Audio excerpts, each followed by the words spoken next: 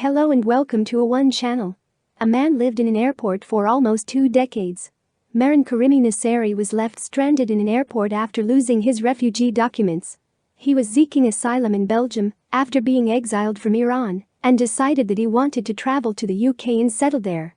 However, to get to the UK, he took a flight to France and ended up losing his briefcase that contained his refugee and travel documents. He claims it was stolen on a train ride in Paris. After attempting to get into the United Kingdom, he was turned away and sent back to France by passport control since he didn't have any verification.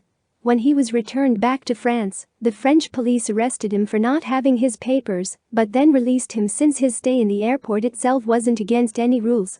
Thus, Mehran began his 18-year stay in the Charles de Gaulle Airport in Paris. He spent his days reading newspapers and writing in a 1,000-page diary.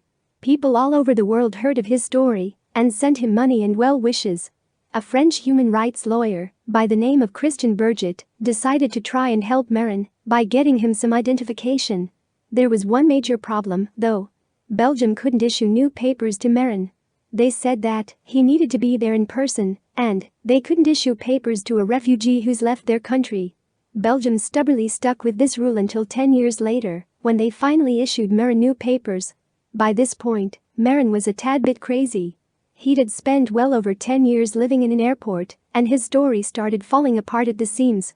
He claimed that the new documentation that was issued was false and saying things like he traveled from Sweden to Iran in a submarine. Refusing the new documents, Mehran stayed in the airport until 2006, when he was admitted into a hospital for an unknown ailment.